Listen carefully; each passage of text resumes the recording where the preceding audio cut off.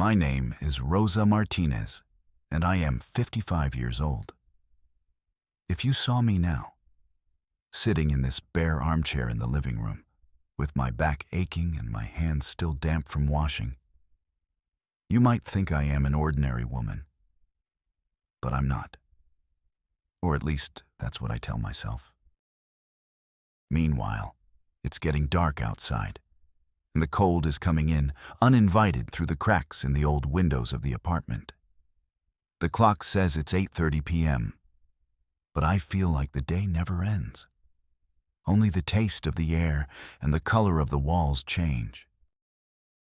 This room is small, barely enough to fit the sofa, a small table with a plastic vase, the television I bought on sale 6 years ago, and the electric heater, which always smells like hot plastic when I turn it on to heat up coffee.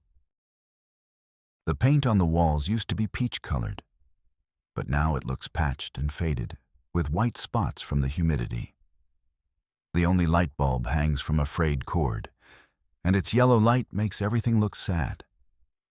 In the kitchen, there is a stale smell of bleach mixed with reheated rice. My food for today, yesterday, and maybe tomorrow. Silence. It is broken only by the hum of the old refrigerator and the footsteps of the neighbors above, always dragging things around. Outside, sometimes cars drive by with Latin music so loud that the glass rattles. And for a second, I feel nostalgia seeping through my pores. I put on the wool sweater I knitted when I first arrived in this country, because despite the years and the winters, the cold here feels harsher than in Mexico.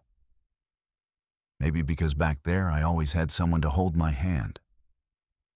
In front of me, stuck to the refrigerator with a magnet, is a photo of my 3 children, Tomas, Mariana, and Sophie. Tomas, in his cap and gown, Mariana clutching her diploma, Sophie with her shy smile and her hair pulled back. The 3 of them are my greatest pride, my sacrifice made flesh. All lawyers. Successful, they say. They wear expensive suits and hang diplomas on clean white walls, far from these walls stained with bleach and grease. They haven't called me in months. The last message from Tomas was, "Mom, I'm really busy this week. I'll call you when I have time." 3 Thursdays ago. Mariana sent me a photo from a fancy party, surrounded by people I don't know. Sophie only responds with hearts and smiley faces when I ask her if she's eaten. I, who crossed deserts for them, now wait hours for the phone to vibrate. Every night, after cleaning the last stain and drying the last dirty dish, I sit here and ask myself the question that no one answers. Was it worth it? 25 years cleaning strange houses, washing bathrooms that weren't mine, sweeping wooden floors that creak differently than the tiles in my childhood home in Puebla. My hands are cracked from chemicals. My bones are tired. But my soul is full of hope. Every dollar I earned, I imagined turning into notebooks, new shoes, a future where my children wouldn't have to bow their heads. And yes, now none of them look down. But I, the invisible woman, have faded away.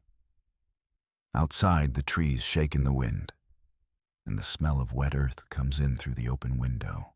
I close my eyes and let myself go.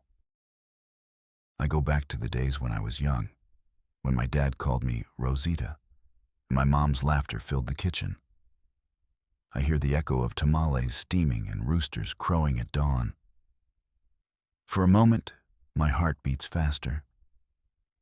I think about how I got here and why.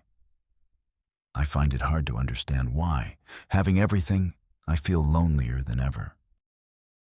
I look at my hands, remember them small and soft, and wonder how much life has changed, how much I have changed. If I was ever enough for anyone other than my children. Because in the end, even if the house is clean and the dishes are stacked without a trace, there are lonelinesses that cannot be swept away or scrubbed with bleach. Sometimes, I think I was born tired. The years weigh on me. The memories, the silences of my modern and distant children. At what point did distance become a habit? At what point did I clean so much on the outside that I forgot to clean my own heart? I stand up and pull back the curtain. Out there in that long night are the stories of thousands like me. I open the old photo album, look for the picture of my parents, and let the past embrace me, even if only for a while.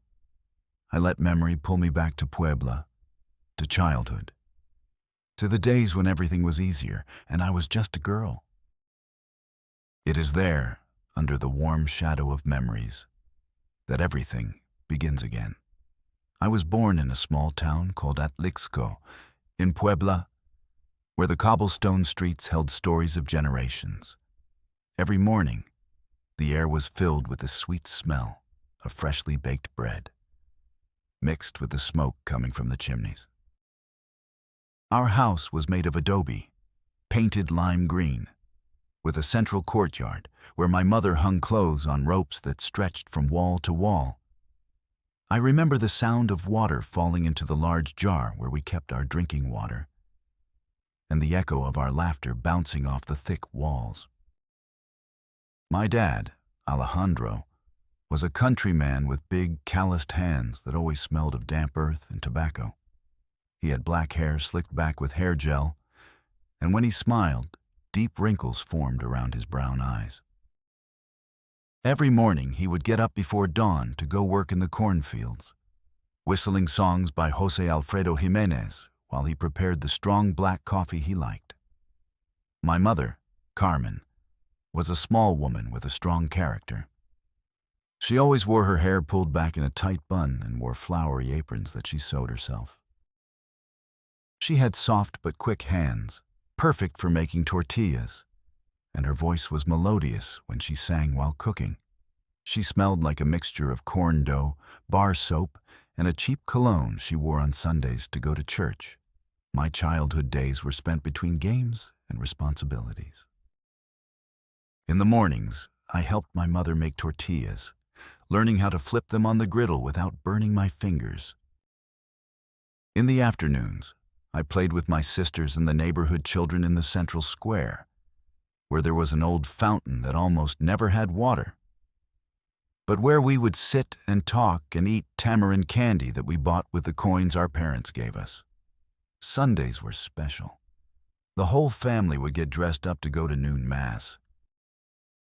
I would wear my blue dress with white flowers, the only one I had for special occasions, and black shoes that were too tight but made me feel elegant. After mass, we would buy boiled corn with chili and lime, and sometimes, if we had extra money, lemon ice cream that Doña Esperanza sold from a wooden cart. But it wasn't all fun and games. I remember the nights when my dad would come home worried because the harvest hadn't been good, or when my mom would count and recount the coins in an old tin can where she kept the money for the week's food. At those times, the house would be filled with a heavy silence, and we girls understood without being told that we had to make do with less. Poverty wasn't just a lack of money. It was waking up hungry. It was wearing the same clothes until they fell apart. It was seeing my mom cry silently when she thought we weren't looking. But it was also my school of life. I learned that smiles cost nothing, that sharing what little you have makes it multiply, and that my mom's hugs could heal any pain in my soul. At night, when the day's work was done, my dad would tell us stories about Mexico, about the revolution, about heroes who fought for land and justice. "Daughter," he would say, "never forget where you come from, but don't be afraid to dream of something better." Those words were engraved on my heart like an invisible tattoo. High school was 2 kilometers from home, and every morning I walked with my younger sister Carmen along a dirt path that turned muddy when it rained. I carried my books in a cloth bag my mom had sewn, and my uniform was always clean and ironed, even though it had a few patches. Teacher Rodriguez, an elderly woman with thick glasses and a firm voice, was the one who taught me that education was the only way to change my destiny. "Rosa," she would say to me after class, "you have a good head for numbers. Don't let circumstances limit you." Her words were like seeds planted in my young mind. I studied by candlelight when the electricity went out, which was often, and did my homework at the kitchen table while my mother prepared dinner. At 14, I started working at the grocery store owned by Don Joaquin, a kind older man who paid me 20 pesos a week to help him after school. My job was to stock the shelves, serve customers, and clean the store. I gave all the money I earned to my mom, who always gave me back 5 pesos for my personal expenses. It was in the store where I learned to deal with people, to be honest in my accounts, and to work with dignity no matter how humble the job. Don Joaquin always said, "Honest work has no categories, Rosa. Any work that helps the family is noble." My first boyfriend was named Manuel. He was a boy from the village, the blacksmith's son, with strong hands and a shy smile. We met at a church fair where he was selling churros with his dad, and I was helping at my aunt's tamale stand. He asked me to walk around the square after the festivities ended, and that night, under the bright stars of the Puebla sky, he took my hand for the first time. Our courtship was innocent and full of dreams. We talked about getting married when we were older, having a family, working together to get ahead. He wanted to learn his father's trade and set up his own workshop. I dreamed of finishing high school and maybe studying to become a teacher. On Sunday afternoons, we would walk around the village, among cornfields and prickly pear cacti, planning a future that at that moment seemed possible and close at hand. But the teenage years also brought heavier responsibilities. My dad got sick with kidney disease and spent several months unable to work. The money ran out quickly, and everyone in the family had to make sacrifices. I left school for 6 months to work full-time in the store, and even though Don Joaquin gave me a raise, it wasn't enough to cover the medicine my dad needed. Those were the first nights I lay awake thinking about the future, not with the excitement of dreams, but with the anxiety of responsibilities. I saw my mom aging quickly, worried about my dad's health and the expenses that kept coming. I saw my younger sisters who needed school supplies and new clothes. And I saw myself, barely a teenager, carrying burdens that didn't belong to someone my age. It was during that time that I first heard stories from people in town who had gone north to the United States and sent money back to their families. "In 3 months there, you earn what you earn here in a year," my mother's friend would say. Sure, it's hard, but it's worth it. Those conversations remained filed away in my memory as a distant possibility, a card to be played when all other options had been exhausted. I married Manuel when I turned 18, in a simple but loving ceremony. The wedding was in the village church, decorated with wildflowers we picked from the nearby fields. I wore a white dress that my mom and aunts had sewn for weeks, working late into the night after their daily chores. Manuel looked handsome in his borrowed suit, nervous but happy. And when we said, "I do," I felt like everything in the world was in its place. The party was in my parents' backyard. My uncles played guitars and violins. There was mole rojo prepared by all the women in the family, and beer that the men bought by pooling their money. We danced until the sun came up. And that night, in the little room we had set up behind Manuel's parents' house, we made love for the first time. His hands trembled as much as mine, and everything smelled like orange blossoms and the future. The first months of marriage were like living on a cloud. Manuel worked in his father's workshop, and I continued to help in Don Joaquin's store while fixing up our little house. It had one bedroom, a tiny kitchen, and a bathroom that we shared with the family next door. But it was our home, and I decorated it with curtains I sewed from scraps of fabric and pots of geraniums we planted together. When I became pregnant with Tomas, the world was filled with a joy I never knew existed. Manuel took care of me as if I were made of glass, and my mom came every day to see how I was feeling and to help me with the chores. My cravings were difficult to satisfy because we didn't have money for special food. But Manuel would go out on his bike to find the prickly pears or corn I was craving, even if he had to borrow them. Tomas was born at home, with the help of the village midwife and surrounded by the love of the whole family. When I saw him for the first time, wrinkled and red, crying with all the strength of his little lungs, I understood what unconditional love meant.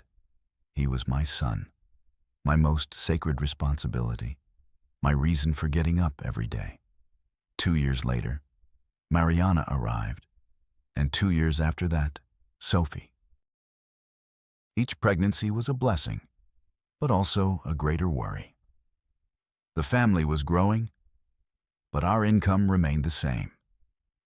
Manuel worked from dawn to dusk in the workshop, but business was slow. The people in the village had little money to repair their tools, and when they broke, they mended them themselves until they were no longer usable. I looked for ways to help with the expenses. I made tortillas to sell, washed other people's clothes, and knitted sweaters to order. But no matter how hard we worked, the money was never enough. The children were growing fast and needed new clothes, shoes, and school supplies. Tomas was smart and liked to study, but books cost money we didn't have. The nights grew long and silent, filled with bills that didn't add up and worries that grew like weeds. Manuel and I went to bed exhausted, not only from physical labor, but from the weight of not knowing how to give our children the opportunities they deserved. That's when the stories from the north began to sound different. They were no longer distant tales of others. They were real possibilities for us. Manuel's friend had returned from California after 2 years and had bought a new house and a car. His children went to a private school, and his wife had nice clothes. "You can do it there," he told us. "It's hard, but if you work hard, you can change your life." The conversations at home began to change. Instead of talking about what to cook for dinner, we talked about what to do to give our children a better future. Manuel didn't want me to leave. He would rather go himself. But I knew that women found work more easily in family homes, and I had the determination to endure whatever was necessary. The decision to go north didn't happen overnight. It was like rain that starts slowly and ends in a storm. First came the small worries. Tomas needed glasses to see the blackboard at school. Mariana got sick with bronchitis, and the medicine cost more than we earned in a week. Sophie was growing so fast that her clothes were too small before she even wore them. One night, after putting the children to bed, Manuel and I sat at the kitchen table with all our bills spread out like cards in a lost game. We owed 3 months' rent, 2 months' electricity, and the doctor's bill for treating Mariana. Manuel had his head in his hands, and I counted and recounted the money we had, knowing it wasn't even half of what we owed. "Rosa," Manuel said in a broken voice, "I don't know what else to do. I've looked for extra work. I've offered my services to every house in town. There's nothing else." I looked at him and saw in his eyes the same fear I felt in my chest. But I also saw resignation, and that scared me more than any debt. That night I couldn't sleep. I got up and sat in the courtyard, looking at the stars shining over our town. I thought about my children sleeping in their little beds, about their innocent dreams, about the future I wanted to give them. And there, in the silence of the early morning, I made the most difficult decision of my life. The next day, I looked for Comadre Esperanza, who had lived in Los Angeles for 5 years working as a domestic worker. "Comadre," I said, "I need you to tell me how you managed to go north." She looked at me with sadness and understanding. "It's hard, Rosa. Very hard. But if you're determined, I'll help you." The conversation with Manuel that night was the hardest we had ever had. He cried, begged me to find another way, told me that the children needed me. "It's for them that I'm leaving," I replied. "It's so they can have the opportunity to study, to be someone in life, to not go through the hardships we have gone through." I promised her it would be temporary, that in 2 or 3 years I would return with enough money to buy a house and start a business. That our children would go to college, that we would have a decent life. These were promises I made with all my heart, without knowing if life would allow me to keep them. Finding a reliable coyote meant entering a world of whispers and half-spoken words. Comadre Esperanza took me to a cantina on the outskirts of town, where loud band music drowned out private conversations. There, I met El Güero, a tall, thin man in his 40s with green eyes that seemed to calculate everything. He wore jeans and a denim shirt and spoke confidently, but without boasting. "The trip cost $6,000, he told me as he drank a beer. $3,000 up front, $3,000 when you arrive safe and sound in Los Angeles. The road isn't easy. You have to walk through the desert, sometimes for 2 days. Are you sure you want to do this?" His question made me tremble, but I nodded. "I'm sure," I replied, even though inside I felt like I was dying of fear. Getting the money was like taking my life apart, piece by piece. I sold everything I owned. The gold earrings my mother gave me when I got married, the necklace Manuel gave me on our first anniversary, the sewing machine I inherited from my grandmother.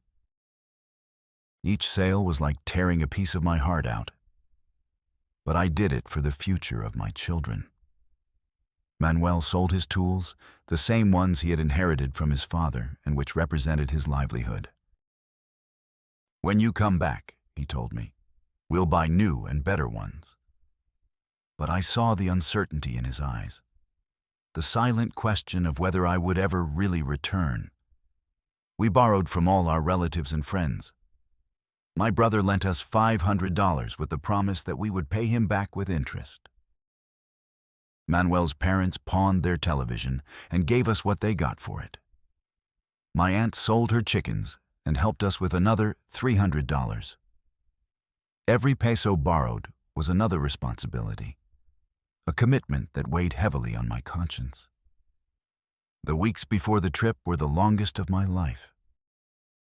I prepared everything my children would need in my absence. Washed and labeled clothes, medicines, important phone numbers. I taught Tomas, who was only 10 years old, how to take care of his younger sisters. "You're the man of the house," I told him, burdening him with a responsibility that was not his to bear at his age. I cooked food that would keep for several days, left money hidden in secret places for emergencies, and wrote letters for every special occasion I would miss. Birthdays, Mother's Day, Christmas. In each letter, I poured out all my love and apologized for not being there. The last few days were a mixture of desperate routine and early goodbyes. Every normal activity felt special and painful at the same time. Making tortillas in the morning, combing the girls' hair for school, putting the boys to bed at night. Everything took on a deeper meaning because I knew it would be the last time in a long time. Tomas, my oldest son, started asking me why I was so sad. "Are you leaving, Mom?" he asked me one afternoon while doing his homework. I couldn't lie to him. "Yes, my love. but it's to earn money so you can study and have a better life." He hugged me tightly and said, "Don't go, Mom. I can work to help." His words broke my heart. Mariana and Sophie were too young to fully understand what was happening, but they could feel the tension in the house. They became clingier, always wanting to be in my arms, as if their childish instincts were telling them that something was about to change. The night before I left, I couldn't sleep. I got up several times to look at my children sleeping, to memorize their faces in the dim light, to smell their hair and engrave the feeling of their peaceful breathing in my memory. Manuel didn't sleep either. We lay there hugging each other in silence, crying quietly so as not to wake the children. The day of departure was gray and cold. It was February, and it had rained all night. The bus that would take me to the border left at 6 in the morning from the central square. The whole family accompanied me, carrying my small suitcase with a few things I could take. In the square, there were other families saying goodbye. Other mothers getting on buses with the same expression of pain and hope that I had. The air smelled of diesel and sadness. My children clung to my legs, crying and begging me not to go. "Promise me you'll come back soon," Tomas said through his tears. "I promise, my love. Take good care of your little sisters." The moment I got on the bus was the most painful of my life. Each hug felt like the last. Each kiss on my children's foreheads was a promise and a farewell. Manuel hugged me one last time and whispered in my ear, "I love you, Rosa. Take care of yourself." His tears mixed with mine. From the bus window, I watched them grow smaller and smaller until they disappeared. My family, my life, my heart were left behind as I headed into the unknown. During the first hours of the trip, I cried like I had never cried before. As the landscape of Puebla faded into the distance, I arrived in Tijuana after 2 days of traveling by bus. The city hit me like a slap in the face. I had never seen so much chaos, so much noise, so many desperate people in one place. The streets were full of street vendors, cantinas with loud music, and police officers who looked suspiciously at anyone who looked like a migrant. The air smelled of car exhaust, fried food, and something indefinable that I later learned was the smell of desperation mixed with hope. El Güero had given me precise instructions. Stay at Casa Miranda, a place where women waiting to cross stayed. It was an old 2-story building with small rooms shared by up to 6 women. My room smelled of cheap disinfectant and sweat, and the beds were metal bunk beds with thin mattresses that had seen better days. My roommates were women like me, mothers who had left everything behind to seek a better future for their children.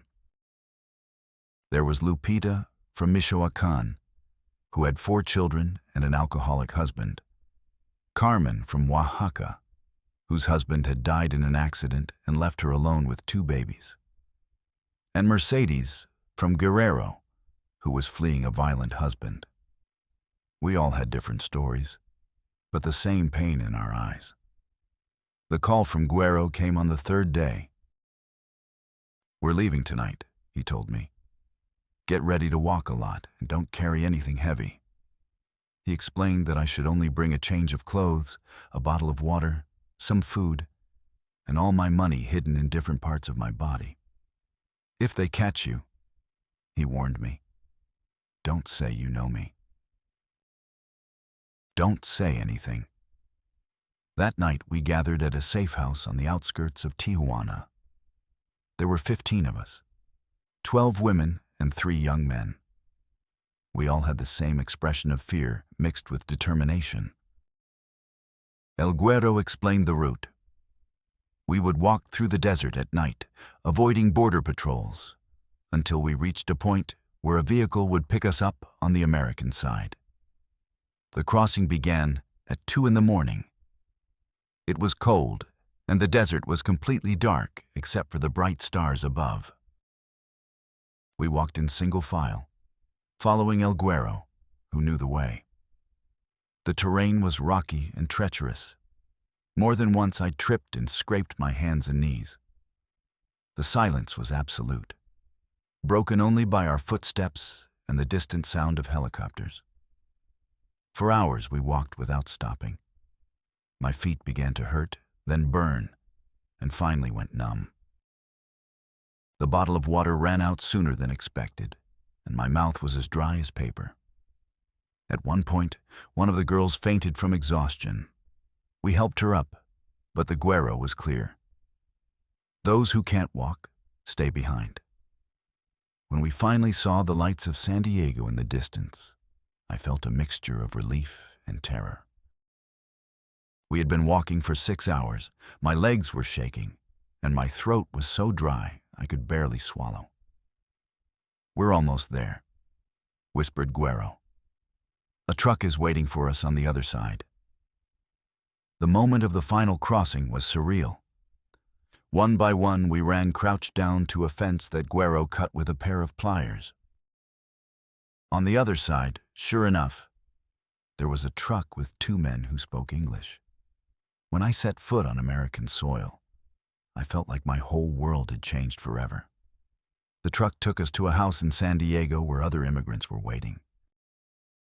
It was a small, overcrowded house with mattresses on the floor, and only one bathroom for more than 20 people. The smell was a mixture of sweat, reheated food, and disinfectant. Those who had been there for a while explained the rules. No noise, no leaving during the day, and hand over the remaining money to the coyote. My first meal in the United States was a ham sandwich bought at a corner store. It tasted different from anything I had ever eaten. Saltier, more processed, but I was so hungry that it tasted delicious. I paid with dollars for the first time in my life, and the simple act of receiving change in American currency made me feel like I was on another planet. On the 4th day, El Guero arranged my transportation to Los Angeles. I got on a clean, air-conditioned Greyhound bus. The other passengers were mostly Anglo, and they looked at me with curiosity or suspicion. I sat by the window and watched the Californian landscape go by. Perfect roads, huge houses with green gardens, gigantic shopping malls. Everything looked prosperous and organized, so different from Mexico.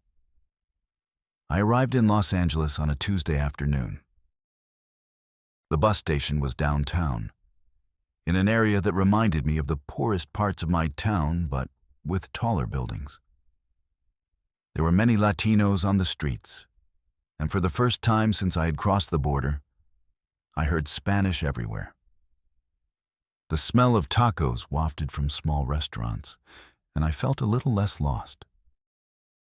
I spent my first night in a women's shelter in East Los Angeles.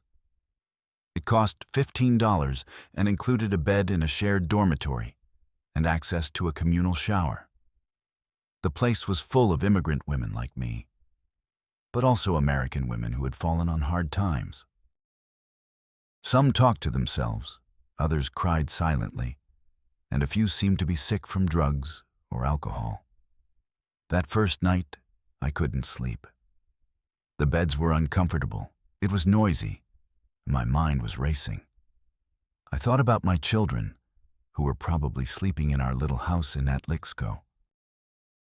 I calculated the time difference and imagined that they were already having breakfast while I was trying to sleep in this strange place. Nostalgia hit me like a wave, and I had to bite my lip to keep from crying in front of the other women. The language barrier was evident from day one. When I tried to buy food at a store, the cashier spoke to me in rapid English that I didn't understand. I pointed to what I wanted as if I were mute and paid, without knowing if I had received the correct change. I felt humiliated and ignorant. On the second day, A fellow Michoacan native named Esperanza explained the basics of surviving in Los Angeles.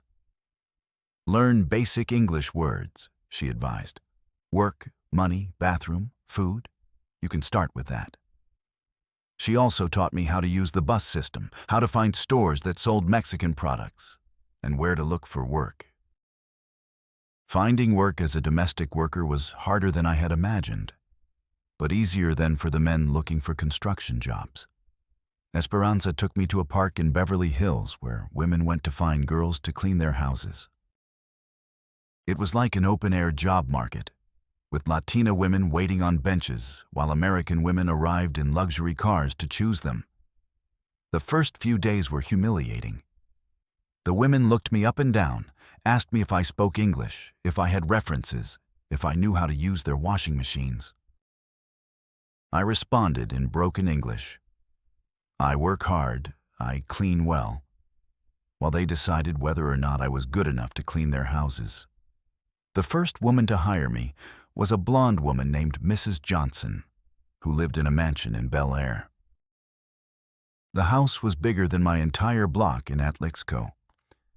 It had 5 bedrooms, 4 bathrooms, a kitchen that looked like a restaurant, and a swimming pool surrounded by perfect gardens. Everything was white and shiny, with marble floors that reflected the light like mirrors. My first day on the job was a revelation. Miss Mao? Johnson showed me how she wanted everything cleaned, with specific products for each surface. There was a special liquid for marble, another for glass, another for wood. Don't mix the products, she told me in slow English, as if I were mentally challenged. Each thing has its own cleaner. The work was exhausting but not complicated. Vacuuming huge carpets, cleaning bathrooms that were bigger than my kitchen in Mexico, washing dishes that cost more than my monthly salary. What impressed me most was how much stuff they had. Closets full of clothes they never wore, kitchens full of appliances that looked brand new, garages with cars that shone like jewels. Mrs. Johnson paid me $80 a day, working from 8 in the morning to 5 in the afternoon. It was more money than I had ever seen in my life, but it was also more work than I had ever done. At the end of the day, my hands were cracked from the chemicals, my back ached from bending over so much, and my feet were swollen from standing for so many hours. Gradually, Mrs. Johnson began to trust me. She would leave me alone in the house, give me the keys, and explain how to use the alarm system. "Rosa, you're very honest," she would say. I like that. Her trust made me feel proud, but it also constantly reminded me that I was just the maid, invisible except when something wasn't clean. Through Mrs. Johnson, I got more jobs. She recommended me to her friends, and soon I was working 5 days a week in different houses. Mondays with Mrs. Johnson, Tuesdays with Mrs. Smith, Wednesdays with Mrs. Williams, Thursdays with Mrs. Brown, and Fridays with Mrs. Davis. Each house had its own rules, its own special products, its own particular quirks. I learned English out of sheer necessity. I carried around a Spanish-English dictionary that I had bought at a second-hand bookstore, and in my spare time, I memorized new words. Vacuum, mop, dust, polish, soap. Numbers were the most important. 1, 2, 3, $10, 20 minutes. Gradually, I was able to hold basic conversations about work. The first check I received was for $400 after working a full week. I had never had that much money in my life. The first thing I did was go to Western Union and send $300 to Manuel. When I spoke to him that night from a payphone, he cried with happiness. "I got the money," he told me. "The kids are fine. They're asking when you're coming back." My daily routine in Los Angeles quickly fell into place and remained almost unchanged for the first few years. I got up every day at 5 in the morning, without fail, An alarm clock wasn't necessary. My body had become accustomed to waking up automatically, as if it had an internal clock programmed for survival. I lived in a small apartment that I shared with 3 other Mexican women in East Los Angeles. It was a 2-bedroom place where we slept 2 to a room in bunk beds we had bought at a used furniture store. The apartment had a small kitchen, a shared bathroom, and a living room that barely fit an old couch and a second-hand television. My morning routine was always the same. First, I went to the shared bathroom, where I washed my face with cold water and brushed my teeth. The mirror was broken in one corner, and every morning I saw my fragmented reflection. I combed my hair back into a tight ponytail, the only practical way to wear it to work. In the kitchen, I made my breakfast. Instant Nescafe coffee and flour tortillas with refried beans from a can. Sometimes, when I had extra money, I added scrambled eggs. I ate standing up, looking out the small window that faced the street where the morning traffic was already starting. The noise of the cars passing by became the soundtrack of my mornings. At 6 o'clock sharp, I would leave the apartment. I would walk 3 blocks to the bus stop, where other workers were already waiting. Gardeners with their tools, domestic workers like me with bags full of cleaning supplies, construction workers with their yellow hard hats. We were all going to the same place, to work in the homes of the rich. The bus ride took between 45 minutes and an hour and a half, depending on which house I was going to that day.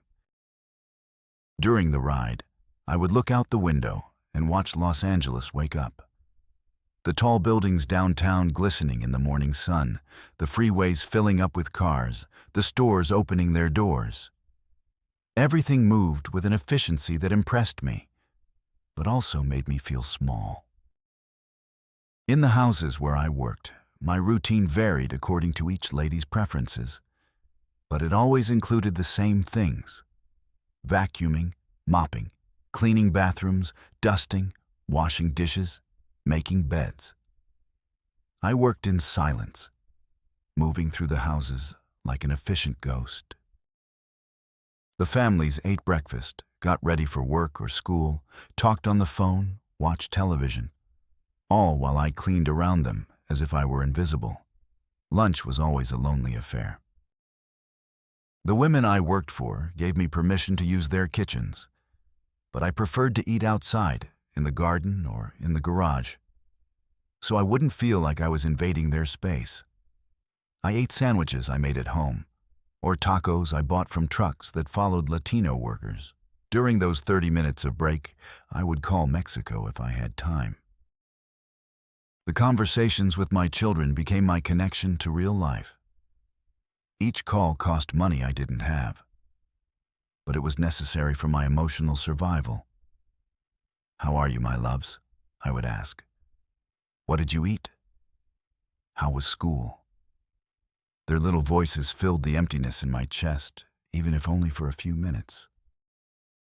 In the evenings, when I finished work, I was completely exhausted. My hands ached from the chemicals, my back ached from bending over so much, and my feet in my work shoes were always damp with sweat. The bus ride home was an hour of semi-consciousness, where I would fall half asleep leaning against the window. I would arrive at the apartment between 7 and 8 in the evening. My roommates, who worked similar hours, were already there, preparing dinner or watching soap operas in Spanish. The atmosphere in the apartment was a comforting mix of smells: refried beans, tortillas warming up, freshly brewed coffee, and the cheap detergent we used to wash our clothes. Dinner was our social time. We cooked together, shared expenses, and exchanged stories about our day. Lupe always had gossip from the house where she worked. Carmen complained about her maniacal boss, and Mercedes talked about the children she cared for. I talked about the luxurious houses where I worked, describing luxuries that seemed like something out of a movie. After dinner, we each went about our personal routines. I washed my clothes by hand in the apartment's small laundry room, studied English with books from the library, or wrote letters to my family that I sent every Friday. Writing those letters was therapeutic. I told them details I couldn't share in hurried phone calls. The weekends had their own routine, had their own. On Saturdays, I cleaned the apartment, bought food for the week at the Mexican market, and sometimes went to the movies to see Mexican films. Sundays were for calling my family, going to Mass in Spanish, and resting my body before starting another week. The nights were the hardest. When I finally lay down in my bed, in the darkness of my shared room, my mind would race. I thought about my children sleeping without me, about Manuel working alone to support the family, about everything I was missing. The sounds of the city never stopped. Sirens, traffic, music from the neighbors, occasional shouting in the street. After a year working as a domestic worker, my job situation began to improve gradually. Mrs. Johnson, my first employer, raised my salary to $100 a day because, according to her, I was the best employee she had ever had. "Rosa, you're like family," she would say, although I knew that to her I was still just the girl who cleaned her house. My English improved dramatically out of necessity. At first, I only knew basic words related to cleaning, but gradually I learned to hold simple conversations with the families. I could ask about schedules, explain what products I needed, and even give my opinion on how to better organize closets or kitchens.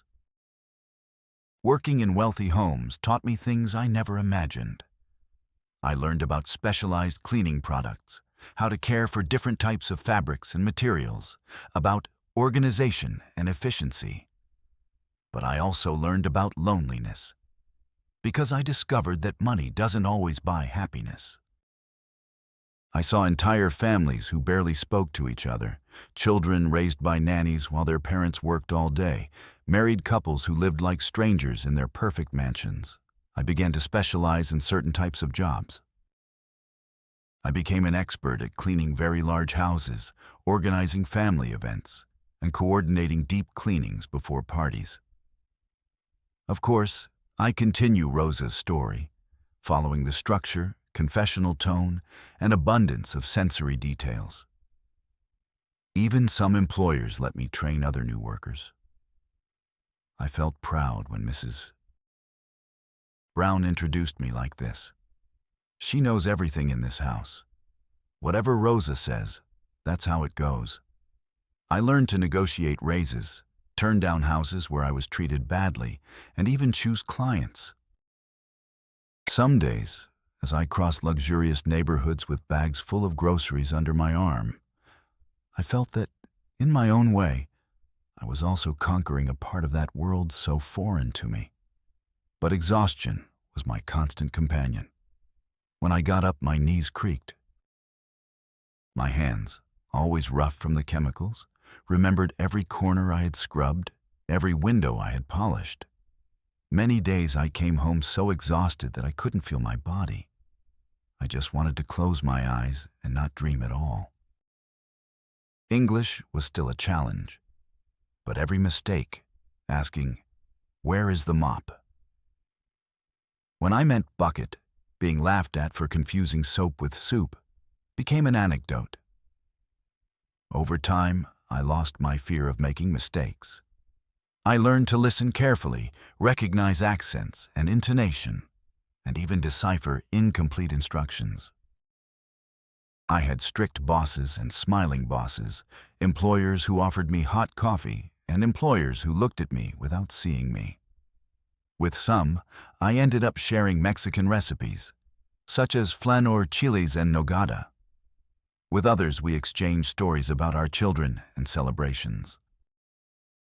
But with most, the boundary was clear. I was the one who cleaned. They were the ones who lived. Over the years, I became faster, more precise, and sometimes even invisible when it suited me. No one sees you when you clean without making a sound. But I always noticed everything. The scent of expensive perfume, the sadness behind perfect family photos, the silence of the huge houses when everyone left. In those empty spaces, I swept away not only dust, but absences. The years began to pass one after another. The phone calls with Manuel and the children were my joy and also my pain. At first, the calls were long, full of laughter and anecdotes. "Mom, today I learned to read." "When are you coming back, Mom?" I made up stories about Los Angeles, exaggerating the weather and the beautiful places so they wouldn't notice how much I missed being there. I sent money every 2 weeks, amounts that were impossible in Mexico. 300, then 400, sometimes even $500. Manuel always thanked me, although I know that the burden of being a father and mother at the same time wore him down. The children showed me their grades and photos from school festivals. But little by little, those stories became shorter. Over time, the children grew up and the calls became messages, and then just short notices. "I'm doing well in school, Mom." Mariana won a math competition, Tomas was accepted into a prestigious high school, and Sophie started dancing folklore. I celebrated from afar, applauding alone behind the phone. Christmas and birthdays broke my heart. Sometimes I would call during dinner and listen to the hubbub of my family, Manuel's voice, the happy shouts, and Christmas music in the background. I would pretend to be happy. But after I hung up, the silence was a sharp blow to my gut. I kept all the letters and postcards they sent me, wrinkled envelopes, children's drawings, in a cookie tin that became my greatest treasure. As Manuel grew older, his words changed tone. "We miss you, Rosa. I hope you can come back soon." The children also grew up. Mariana went to college. Tomas got a scholarship. Sophie dreamed of becoming a lawyer and defending those who have no voice. I was proud to tears, but I also felt how their lives were moving forward without me. The video calls, when they were finally possible, showed me my young, confident children talking like they no longer needed protection. Behind their smiles, I saw the distance. Sometimes I would hang up and cry silently, wondering if my sacrifice was worth the price of so many absences, of every "I miss you" that lingered in the air. My routine began to revolve around their successes and my loneliness. Every money transfer was an act of love, but also a silent confession of how much I needed to continue feeling useful, part of their lives. The years kept ticking by. 8, 15, 20, 25. One day I realized they didn't need me anymore. They had become brilliant, successful lawyers. Diplomas hung in their shiny offices, but there were no recent photos hanging in my house. Months went by without any calls. I understood that I had fulfilled my promise to give them a future, even though I had forgotten how to keep my present. The exhaustion began to show not only in my body, but also in my soul. The hands that had once carried me through the day now hurt when I clenched my fists. Sometimes the chemicals irritated my skin so much that my fingertips burned long after I got home. I started to have persistent headaches, and from cleaning so much, my back became stiff and hunched. My spirits faded like a candle at the end of the night. Slowly, without me knowing exactly when the real wear and tear began. At night, despite my exhaustion, sleep did not come. The apartment seemed colder, and the silence was so deep that I could hear my own heart beating slowly. The taste of reheated coffee became more bitter, and the microwave spun around the same cup as always. Messages from my children became less and less frequent. Mariana, who now worked at a major law firm, hardly ever answered my calls. Too much work, Mom. We'll talk on Sunday, she would say on WhatsApp. But on Sunday, there was always something else. Tomas only called me when he needed an old document, a birth certificate, or advice on recipes. Sophie sent photos of social gatherings, but none of the family. I began to become invisible in my own circle as well. My friends, the few with whom I still went to church or the park on Sundays, gradually stopped looking for me. Several returned to Mexico. Others simply started families here. I couldn't put down roots. My family was always far away, and when they weren't, too busy. One afternoon, while cleaning a client's empty house, I stopped in front of a shiny mirror, which I had just polished myself, and saw myself looking strange, older. My robe was stained, my hair was pulled back, and my eyes were dull. I remembered when, years ago, a woman asked me, "Do you have children?" And I replied proudly, "3 the best." At that moment, my heart was full. Now the same question echoed in my head, but the answer hurt my throat. Who am I still fighting for? That night, the phone didn't ring. There were no messages, no "I love you," no voice messages.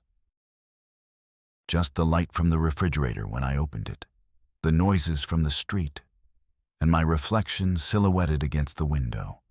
The anniversary of my arrival in the United States went unnoticed by everyone except me. That morning, as I finished a bath that smelled of synthetic lavender, my landlady asked me if I would work overtime because she was expecting visitors. "Sure, ma'am," I replied out of habit. But that afternoon, when I left and checked my cell phone, I saw that it was the day. Exactly 25 years since I crossed the border. No one remembered. I decided to call each of my children. First, Mariana. The call went straight to voicemail. I sent her a message. "Daughter, today I've been here for 25 years, far away from you. I just wanted to hear your voice." Next was Tomas, busy at work, who replied with a message later. "Happy birthday, Mom. I'm glad for everything you've achieved." Sophie, the youngest, did respond. "Oh, Mom, I'm in a meeting right now, but we'll talk soon, okay?" I sat down at the table, opened my box of memories, letters, children's drawings, Mariana's bracelet, yellowed photos, and cried silently. Everything I had fought for was summed up in that feeling of distance.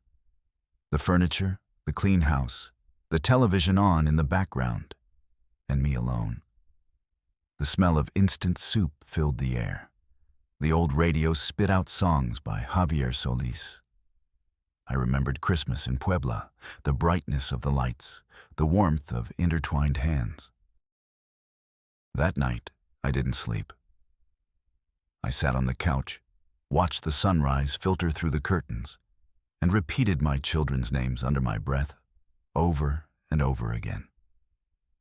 Over the next few days, I gradually shut down. I went to work like a robot, kept to my schedule, and answered my employer's questions with a smile. Inside, I felt empty. For the first time in years, I thought about leaving everything behind and returning to Mexico, even if it meant going back empty-handed. I wondered if anyone would ever notice my absence. I didn't eat, I didn't feel like cleaning or getting out of bed. One night, when I saw the last letter Mariana sent me when she was studying at university, I felt a stab of nostalgia mixed with pride and sadness. I wondered if I had the right to ask anything of them, if it was fair to burden them with my loneliness. That night, as the city filled with the noise of cars and sirens, I talked to myself out loud for the first time. What if I go back? Will they wait for me? What if I stay? Will this loneliness continue? Was it worth losing myself to help them? Who am I now? I closed my eyes, and in the midst of that reflection, I knew that the next step was up to me alone. To be born again, even if it was in a tired body and a broken heart. The following days, I felt more tired than ever, as if I were carrying stones in my pockets. I got up because habit was stronger than sadness, but inside, everything was gray. I walked to work with my head down, barely noticing the trees, the cars, not even the cold, early morning air in Los Angeles. Sometimes, while cleaning a bathroom or washing other people's dishes, I thought of my life as if it were a movie that no longer belonged to me. At night, I would make myself a cup of cinnamon tea and sit at the table by the window, looking at the distant lights of the city and wondering what I was doing there. The apartment smelled of bleach, but also of memories. My mother's powder compact, the last letter Sophie sent me, the old photograph where we were all smiling before the trip. Silence enveloped me completely. I started writing in a notebook because I didn't want to forget how I felt. I asked myself, without shame, why I was making such a sacrifice. If family was family, even if they only existed from a distance. It distressed me to think that, after 25 years of cleaning other people's houses, the only thing that was almost mine was that modest apartment. I had no roots here or there anymore. For weeks, I lost my appetite and ate only out of habit. My body ached, but my soul ached even more. I tried to take refuge in church, but my heart was heavy as I sat among the empty pews. On Sundays, I sat in front of the phone, waiting for a call or a message. But the hours passed and nothing. Only the hum of the refrigerator, the footsteps of a neighbor on the stairs, and the echo of my own breathing. I felt forgotten, old, expendable. But also, in some corner of my heart, I suspected that there might be life beyond sacrifice and habit. That perhaps the self-love I had never put first was a candle still burning. One afternoon, after cleaning a mansion in silence, I stood looking out the window at the perfect garden. I thought about all the lives I had helped beautify, about the dreams of others that I cleaned every day. And I realized that the only person who could decide my worth was me. That night, I called an old friend, Carmela, who had returned to Mexico years ago and now worked with young people in her town. We talked for a long time, without rushing. Carmela listened to everything. The loneliness, the absences, the sacrifice, the pride, and the exhaustion. "Rosa," she said, "no one is going to give you back the years or the dedication, but you still have life. You can still choose for yourself." That phrase stayed with me for a whole week. I spoke to Mrs. Johnson, my employer of many years, and explained my decision. I wanted to take some time off. I didn't want to be just a faithful shadow who cleaned in silence. I gave up some houses, saved my savings, and looked into options for doing something that would fulfill me. I thought about going back to Mexico, but also about trying a new routine here, living for myself. Sophie, the only one who called me that month, listened to me with a mixture of surprise and sadness. "Mommy, if you want to come back, I support you. But if you decide to stay, promise me you'll do something for yourself." I promised her that for the first time in my life, I would put myself first.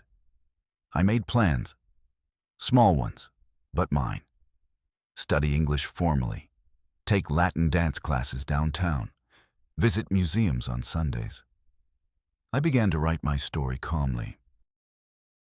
I bought a flower pot and plants for the balcony. For the first time, I decorated the house thinking only of what I liked. I took a month for myself. I didn't clean other people's houses or answer urgent errands. I walked in parks, read books I had been meaning to read for years, cooked dishes from my childhood, chiles rellenos, arroz con leche, sweet tamales, just to remind myself of my roots. At the community center, I met other migrant women with similar stories. We shared stories, laughter, and some tears. We formed a small group that met every week to support new arrivals, teach them basic English, and help them overcome their initial fears. My relationship with my children began to change. I no longer expected calls every day. They had their lives, and I had mine. When we spoke, I felt less reproach and more peace. Even Mariana, who had been so distant, visited me one Sunday, and after a long time, gave me a long, tight hug, as if the world had disappeared for a moment. "Thank you, Mom," she whispered in my ear. "Now I understand everything you did. I'm sorry for being so distant." I finally traveled to Mexico for the first time in 20 years. Walking through the streets of Atlixco again, smelling the wet earth, seeing the little market, tasting the hot memelas, was like touching the sky. I visited my parents' grave and talked to old friends. I met up with Carmela, and we laughed like little girls.